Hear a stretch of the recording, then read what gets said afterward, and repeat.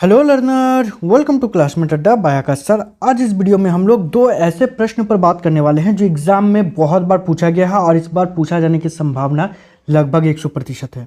ठीक है, तो यदि हम लोग प्रश्न पर बात करें तो हम लोगों का प्रश्न है इटली एकीकरण की प्रक्रिया का संक्षेप में वर्णन करें।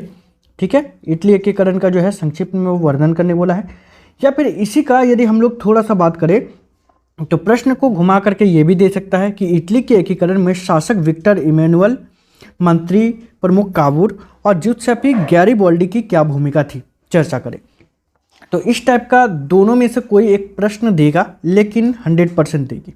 ठीक है, तो चलिए हम लोग बात करते हैं यहाँ पर आंसर में। तो यहाँ पर हम लोगों को बताया जा रहा है कि इटली एकीकरण की प्रक्रिया, जो आप लोगों को पॉइंट वाइज क्यों लिख रहे हैं, तो आप लोगों को मैंने टॉपर का कॉपी दिखाया था कि वे लोग पॉइंट वाइज लिख रहे थे और पॉइंट वाइज लिखने से क्या हो रहा था, मार्क्स ज़्यादा आ रहा था। इसी के कारण मैंने आंसर को भी पॉइंट वाइज ही लिखा है। चलिए स्टार्ट करते हैं।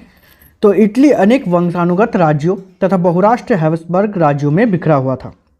यदि इटली का बात करें तो बहुत सारा वंशानुगत मतलब वंश के अनुसार राज्यों में बटा हुआ था और बहुत राष्ट्रीय हैब्सबर्ग साम्राज्य में बिखरा हुआ था।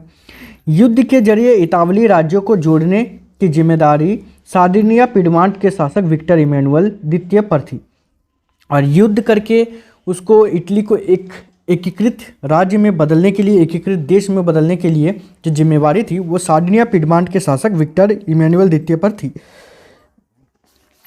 आगे हम लोगों को बताया जा रहा है कि मंत्री प्रमुख काबूर, जिसने इटली के प्रदेशों को एकीकृत करने वाले आंदोलन का नेतृत्व किया, तो विक्टर इमैनुअल द्वितीय का ही एक मंत्री था जिसका नाम था काबूर। उन्होंने क्या किया, इटली प्रदेश को एकीकृत करने वाले आंदोलन का नेतृत्व किया था और काबूर ने फ्रांस से सार्डिनिया पिडमांट की एक चतुर कूटनीतिक संधि की और फ्रांस की मदद से 1859 में ऑस्ट्रियाई बलों को हरा पाने में कामयाब हुआ। और उसके बाद फिर जाकर के अपने कूटनीति से क्या किया, उन्होंने सबसे पहले सार्डिनिया पिडमांट से फ्रांस से क्या किया, एक कूटनीतिक संधि की और उसके बाद फिर 1859 को क्या हुआ कि ऑस्ट्रियाई बलों को हरा दिया। और उसके बाद फिर ज्यूसेप्पे गैरिबाल्डी के नेतृत्व में भारी जनसंख्या या भारी संख्या में सशस्त्र स्वयंसेवकों ने इस युद्ध में हिस्सा लिया था। यदि बात करें तो ज्यूसेप्पे गैरिबाल्डी के नेतृत्व में भारी संख्या में सशस्त्र स्वयंसेवक मतलब शस्त्र के साथ जो स्वयंसेवक थे, जो लोगों का लिए काम करते थे, वैसे स्वयंसेवकों ने युद्ध में हिस्सा लिया। और उसके बाद फिर जाकर के जो 1860 में वे दक्षिण इटली और 2 सिसिलियों के राज्यों पर कब्जा जमाया। साथ ही साथ कह रहा अंत में स्पेनी शासकों को हटाने के लिए स्थानीय किसानों का समर्थन पाने में सफल रहा और स्थानीय जो किसान थे उनका भी समर्थन लिया गया स्पेनी शासकों को हटाने के लिए और इसमें वे लोग सफल भी हुए थे। साथ ही साथ कह रहा है हम लोगों को कि इस प्रकार इटली एकीकरण की प्रक्रिया पूरी हुई और 1861 में विक्टर इमैनुअल द्वितीय को एकीकृत इटली का राजा घोषित कर दिया गया। ठीक है, ये पहला प्रश्न जो है एग्जाम में आता है। दूसरा प्रश्न जो है हम लोगों का, ये बहुत बार आया हुआ है और इस बार भी आने की संभावना है और वो है असहयोग आंदोलन में भारतीयों द्वारा अपनाए गए विभिन्न तरीकों का उल्लेख करें। तो असहयोग आंदोलन जो किया गया था, इसमें भारतीयों के द्वारा क्या क्या तरीका अपनाया गया था, किन किन तरीकों का उपयोग किया गया था, तो वो आप लोगों को बताने के लिए बोला गया है। ये भी प्रश्न आप लोगों के एग्जाम में बहुत बार पूछा गया है।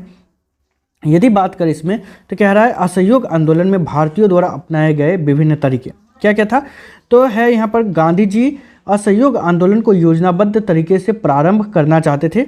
उनका विचार था कि सर्वप्रथम सरकार द्वारा की गई पदवियों को लौटा दिया जाए तथा इसके लिए सरकारी नौकरियों तथा विदेशी वस्तुओं का बहिष्कार किया जाए। देखिए, गांधी जी सबसे पहले चाहते थे कि ये जो आंदोलन किया जाएगा, इस आंदोलन को योजनाबद्ध तरीके से चलाना चाहिए, पहला। दूसरा, उसका मानना भी था कि सर्वप्रथम सरकार के द्वारा दी गई पदवी मतलब ब्रिटिश सरकार के द्वारा जो जो पद दिया गया है तो उस पद को लौटा देना चाहिए और सरकारी नौकरियों तथा विदेशी वस्तुओं का क्या होना चाहिए, बहिष्कार होना चाहिए। ठीक है, आगे यदि बात करें तो जिसमें हम लोगों को बताया जा रहा है कि असहयोग आंदोलन का प्रारंभ शहरी मध्यम वर्ग की हिस्सेदारी से प्रारंभ हुआ। यदि असहयोग आंदोलन का यदि हम लोग प्रारंभ बात करें तो शहरी मध्यम वर्ग की हिस्सेदारी से प्रारंभ हुआ था और विद्यार्थियों ने स्कूल कॉलेज छोड़ दिए शिक्षकों ने त्यागपत्र दे दिया, वकील ने मुकदमा लड़ने बंद कर दिए तथा मद्रास के अतिरिक्त प्राय सभी प्रांतों में परिषद चुनावों का भी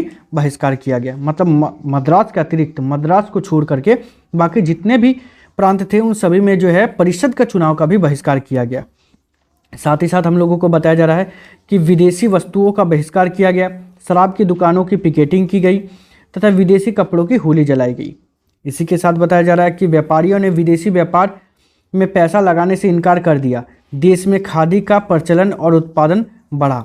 देखिए यहाँ पर दो शब्द है। पहला तो पिकेटिंग। पिकेटिंग का मतलब होता है कि दुकानों तक जाने के लिए जो रास्ता होता है उसको घेर देना, इसको पिकेटिंग कहा गया। और दूसरा यदि बात करें तो यहाँ पर देश में खादी का प्रचलन, खादी जो है भारत में बने जो वस्त्र होते थे जिसको हाथों से बनाया जाता था उसको खादी कहा गया। तो इसका प्रचलन किया गया, इसको बढ़ावा दिया गया और उत्पादन को भी बढ़ाया गया। ठीक है।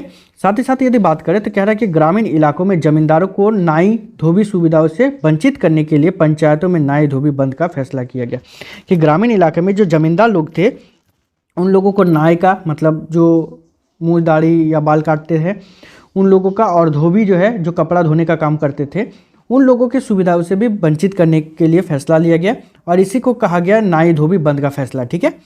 तो ये सब काम जो है योजनाबद्ध तरीके से किया गया क्योंकि गांधी जी को पता था कि हमारे सहयोग से ही अंग्रेजों ने इतना बड़ा साम्राज्य खड़ा किया है और हम लोग यदि अपना सहयोग को वापस ले लेते हैं तो अंग्रेज की जो सत्ता है वो पूरी तरीके से ढह जाएगी। ठीक है। तो इसीलिए जो है असहयोग आंदोलन को कुछ इस प्रकार से गांधी जी चलाना चाहते थे। खैर, तो ऐसे ही और भी वीडियोस आप लोगों के लिए बनाता रहूँगा, तो इसीलिए आप लोग चैनल को सब्सक्राइब करने के बाद अपने फ्रेंड के साथ वीडियोस को शेयर जरूर कीजिएगा। ठीक है। तो इस वीडियो में इतना ही, मिलते हैं नेक्स्ट वीडियो में, तब तक के लिए बाय, थैंक यू।